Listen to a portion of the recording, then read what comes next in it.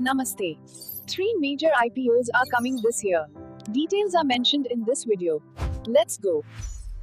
नमस्कार। साल 2026 में भारत के आईपीओ मार्केट में एक बहुत बड़ी और जबरदस्त लहर आने वाली है।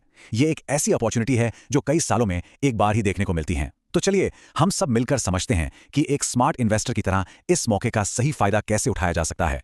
तो 2026 ये साल इंडियन स्टॉक मार्केट के लिए एक लैंडमार्क ईयर होने जा रहा है। ऐसा क्यों? क्योंकि देश के कुछ सबसे बड़े, सबसे जाने पहचाने नाम पब्लिक होने की तैयारी में हैं। और यकीन मानिए, ये एक ऐसा मौका है जिससे कोई भी इन्वेस्टर छोड़ना नहीं चाहेगा। जरा इस नंबर को देखिए, 177 लाख करोड़ रुपए। जी हां, ये कोई छोटा मोटा नंबर नहीं है। एक अंदाजा है कि इतने बड़े आईपीओज मार्केट में आने वाले हैं। अब सोचिए, इतनी बड़ी रकम जब मार्केट में आएगी तो ये न सिर्फ मार्केट का पूरा रुख बदल सकती है, बल्कि हम जैसे रिटेल इन्वेस्टर्स के लिए वेल्थ बनाने के कितने कमाल के मौके लेकर आएगी। और इस पूरी वेव को लीड कौन कर रहा है? 3 बड़े नाम। पहला एनएससी, जिसका आईपीओ, अरे इसका तो हम सब कितने सालों से इंतजार कर रहे हैं। दूसरा रिलायंस जियो, जो इंडिया का अब तक का सबसे बड़ा आईपीओ हो सकता है। और तीसरा स्विगी, एक ऐसा नाम जो हमारी रोज की जिंदगी का हिस्सा बन चुका है। लेकिन एक मिनट, इतनी बड़ी अपॉर्चुनिटी है तो जाहिर है एक बड़ा रिस्क भी होगा, और इसी रिस्क को कहते हैं वैल्यूएशन ट्रैप। ये होता क्या है? बस यही कि कंपनी का बड़ा नाम सुना, उसकी हाइप देखी और बिना सोचे समझे किसी भी कीमत पर पैसा लगा दिया। तो फिर सवाल यह है कि क्या हर बड़ा आईपीओ एक गोल्डन टिकट होता है? क्या हर फेमस कंपनी में पैसा लगाना फायदे का सौदा है? अगर हम पास्ट को देखें तो जवाब है बिल्कुल नहीं। इसको ना एक सिंपल तरीके से समझते हैं। मान लीजिए किसी बहुत ही हॉट प्रॉपर्टी मार्केट में घर खरीद रहे हैं। अब सिर्फ इसलिए कि घर का दाम बहुत ज्यादा है, क्या यह गारंटी है कि उसकी असली कीमत भी उतनी ही है? नहीं ना। आईपीओस का भी ठीक यही हिसाब है। हाई प्राइस का मतलब हमेशा हाई वैल्यू नहीं होता। तो फिर एक अच्छे और एक रिस्की आईपीओ में फर्क कैसे करें? देखिए, एक अच्छा आईपीओ हमेशा मजबूत फंडामेंटल्स और एक रियलिस्टिक वैल्यूएशन पे खड़ा होता है। दूसरी तरफ एक खराब आईपीओ सिर्फ और सिर्फ हाइप पर चलता है और उसके फाइनेंशियल्स वो काफी कमजोर होते हैं। हमने पहले भी देखा है कि कैसे कुछ बहुत फेमस आईपीओज लिस्टिंग के बाद बुरी तरह पिट गए और इन्वेस्टर्स का काफी नुकसान हुआ। तो इस सारी हाइप और शोर शराबे के बीच एक इन्वेस्टर सही कंपनी कैसे चुने? इसका जवाब छुपा है एक बहुत ही सिंपल लेकिन पावरफुल फाइनेंशियल मीट्रिक में। कह सकते हैं कि ये एक स्मार्ट इन्वेस्टर का सीक्रेट वेपन है जो कंपनी की असलियत बता देता है। और वो सीक्रेट वेपन है नेट रिटेंशन रेट। अब ये फैंसी सा नाम लग सकता है, पर इसका मतलब बहुत सीधा है।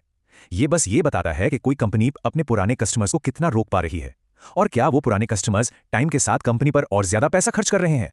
सीधी सी बात है, ये कस्टमर लॉयल्टी का सबसे पक्का सबूत है। पर सवाल यह है कि आखिर ये एक अकेला नंबर इतना पावरफुल क्यों है? ये कैसे किसी कंपनी के पूरे फ्यूचर का हाल बता सकता है? क्योंकि देखिए, एक हाई नेट रिटेंशन रेट का मतलब है 4 अच्छी बातें। पहली, कस्टमर्स कंपनी के प्रोडक्ट या सर्विस से बहुत खुश हैं, तभी तो टिके हुए हैं। दूसरी, कंपनी की जो कमाई है वो स्टेबल है और उसका अंदाजा लगाना आसान है। तीसरी, कंपनी को नए कस्टमर लाने पर बहुत ज्यादा पैसा नहीं फूकना पड़ रहा, वो अपने आप ग्रो कर रही है। और सबसे जरूरी बात, इससे पता चलता है कि स्टॉक में लॉन्ग टर्म में अच्छा परफॉर्म करने का दम है। तो चलिए, अब जो हमने सीखा है उसे सीधा सीधा 2026 के 3 बड़े दावेदारों पर लगाकर देखते हैं। इस एक मीट्रिक से हम इन बड़ी कंपनियों को कैसे परख सकते हैं? ये देखिए, स्क्रीन पर हैं तीनों बड़े नाम, एनएससी, रिलायंस जियो और स्विगी। तीनों का सेक्टर अलग, बिजनेस मॉडल अलग और आईपीओ का साइज भी एकदम अलग।